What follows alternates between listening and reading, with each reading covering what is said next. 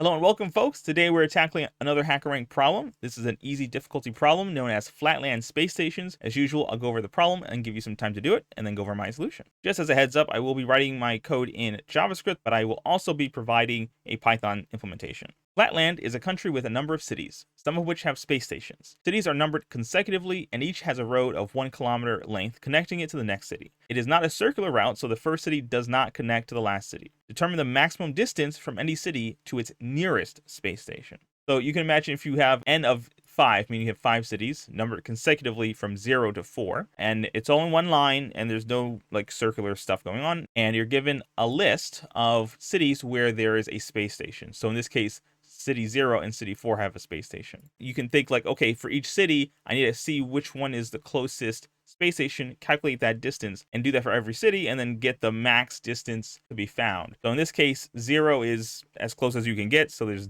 0 distance for that city. For 1, the closest space station is the 0, so that's a distance of 1. Then if you go to city 2, it's equally distant from 0 and 4, where there are space stations, as a number 2. So the distance of 2 is so far the largest. If you go to city 3, then the nearest station is 4, and therefore there's only 1. So far, the 2 length is the largest, and that would be the answer. That's just an idea for what that looks like. I'll give you some time to do it and come back with my solution. Good luck.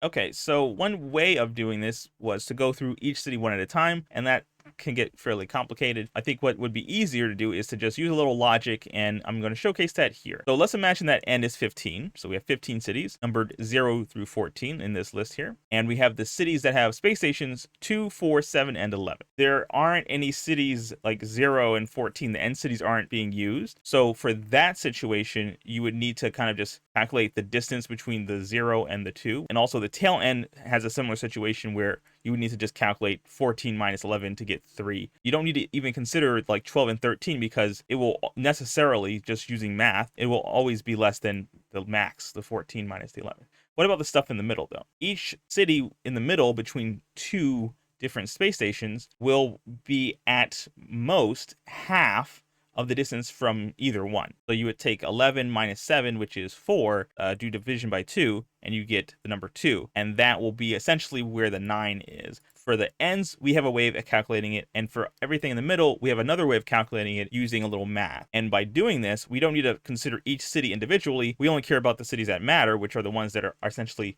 on the tail ends and also in the middle between space station cities. And that means we only need to care about looping through this list. We don't need to consider each city individually. So let's look at the code. So this is going to be done in JavaScript, but like I said, I will be providing a Python solution as well in the description. So let's establish our function, which we're basically giving this boilerplate. So I didn't change anything there. N is the number of cities, and C is the list of cities based on 0 index, which does matter. And that's for the space stations. One thing to keep in mind is this is not sorted. So we do want to sort it ourselves. So that's what I'm doing here. We are going to take C log C time, C being the length of the cities list. I'm not using n here because n is literally something else. It's the number of cities total. We have 2 variables we're starting out with called max dist and last city. This is going to be used when we're looping through our cities. And then I'm going to section it off into 3 parts. I'm going to start with the left side of it, which is like the very first city that has a space station. And then the last city is separate. And in the middle is the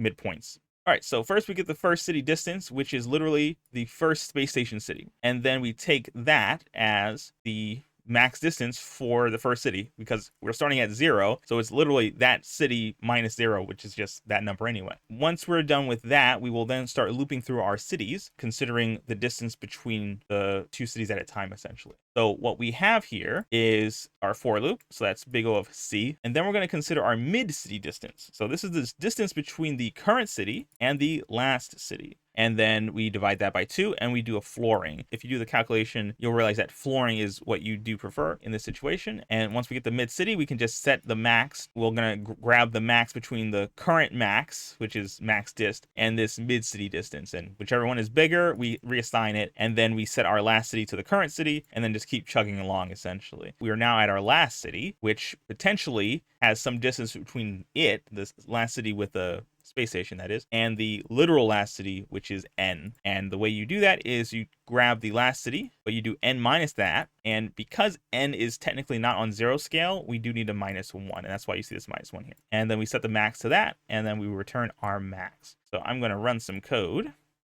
and everything passes. Let's submit some code. All right, looks like everything worked. So very good on that. Congratulations, yay. All right, let's go over some time complexity. It's mostly this for loop here, but also this sorting, which is kind of weird. This sorting takes up the majority, actually, of the complexity. You'd have big O of C log C plus big O of C. This sorting and this for loop are two separate things, and the significant component here is just the sorting, actually. We would just say the time complexity here is big O C log C, which is literally just this first step, the sorting. It takes the longest. All right, that was short and sweet. If this is the kind of content you enjoy, make sure to like, subscribe, do all the good things, and I will see you next time. Take care.